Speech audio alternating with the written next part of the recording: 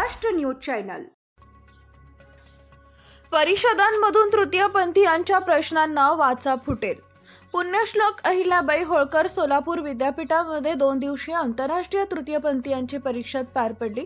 या परिषदेला उपस्थित राहिलेल्या शमीभा पाटील यांनी सांगितले की तृतीयपंथी समाजाच्या सामाजिक, राजकीय, आरोग्य विषयाला अनुसरून ही परिषद आयोजित केली होती।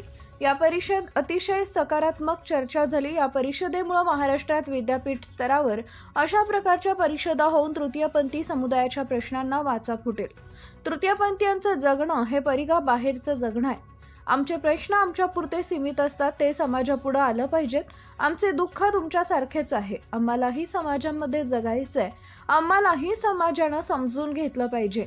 आमची प्रगती होण्यासाठी समाजानं व शासनानं आम्हाला मदत केली पाहिजे। त्यासाठी आमचे रोजगार, आरोग्य व नोकरीचा प्रश्न सोडवला गेला पाहिजेत, असं मत वनरक्षक म्हणून कार्यरत असलेल्या तृतीयपंथी विजया वसावे यांनी व्यक्त केलंय।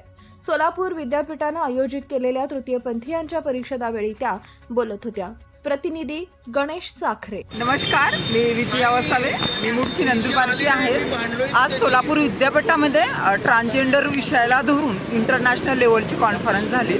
या कॉन्फरन्समध्ये खूप सारे वैज्ञानिक क्षेत्रातले लोक असतील, शिक्षण क्षेत्रातले लोक असतील, खूप साऱ्या लोकांनी या परिषदेमध्ये सहभाग नोंदवला।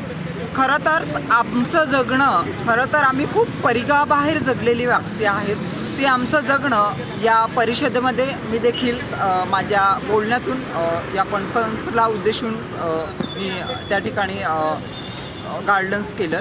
खरं तर आमचे प्रश्न फक्त आमच्यापुरते सीमित असतात। आमचे प्रश्न समाजासमोर यायला पाहिजेत। आमचं दुःख तुमच्यासारखंच आहे, त्याच्यासाठी मग आम्हालाही समाजामध्ये जगायचं आहे। तर मग आमचे प्रश्न या समाजाने समजून घेतले पाहिजेत। खरं तर कुठल्या सुखसुविधा आमच्या ट्रान्सजेंडर्ससाठी गव्हर्मेंटने उपलब्ध करून दिलेला नाही। तर आम्हाला पुढे जाण्यासाठी गव्हर्मेंटने किंवा समाजानेही आमच्यासाठी आमचे प्रश्नावरती फोकस केले पाहिजेत।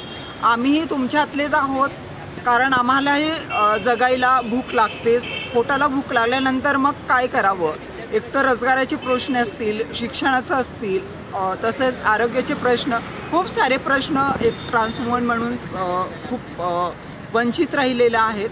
म्हणून आजच्या कॉन्फरन्सच्या उद्देशाने आमचे विषय कुठंतरी इंटरनॅशनल लेवलला कुठंतरी चर्चेले जाऊ लागले आहेत। मॅडम, तुम्ही आज वनरक्षक म्हणून कार्यरत आहात। ज्या आपल्या भगिनी आहेत तृतीयपंथी, त्या या वेगवेगळ्या क्षेत्रामध्ये येण्यासाठी त्यांना काय आवाहन कराल? खरं तर माझ्या ट्रान्सजेंडर बहिणी खूप प्रयत्न करत आहेत, कारण कुठलंच रिझर्वेशन नाहीत। त्याच्यामध्ये मुलींमध्ये फाईट देऊन मग इथंपर्यंत येणं खूप डिफिकल्ट होऊन जातं। त्याच्यासाठी काही रिझर्वेशन्स किंवा काही जागा ट्रान्स वॅकंट ठेवला तर खूप मदत होईल। पण सगळं शिक्षणाने खूप शहाणपण येतं।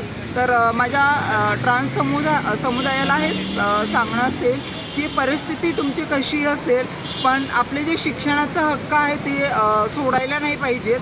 कुठंतरी आपण शिकलो तर या सोसायटीची आपण संघर्ष करू शकतो। ताई, सोलापूर विद्यापीठामध्ये 2 दिवसीय तृतीयपंथी आंतरराष्ट्रीय परिषद जी आहे ती भरवण्यात आली होती। कशा प्रकारे बघताय या परिषदेकडे? पुण्यश्लोक अहिल्याबाई होळकर विद्यापीठ सोलापूर यांच्या वतीने गेल्या 2 दिवसापासून पारलिंगी समुदायाच्या सामाजिक, राजकीय आणि शैक्षणिक आणि आरोग्य या विषयाला धरून एक परिषद ऑर्गनाईज करण्यात आली होती। या परिषदेच्या माध्यमातून 80 रिसर्च पेपर असतील, त्यासोबतच महाराष्ट्रातील आणि महाराष्ट्राच्या बाहेरील देखील काही व्यक्तींनी सहभाग नोंदवला होता। काही आंतरराष्ट्रीय स्तरावरची लोकं देखील आली होती आणि भारतातीलच नव्हे, महाराष्ट्रातील पारलिंगी समुदायाच्या सामाजिक, आर्थिक आणि शैक्षणिक आरोग्याच्या प्रश्नाला घेऊन अतिशय सकारात्मक अशी चर्चा झालेली आहे।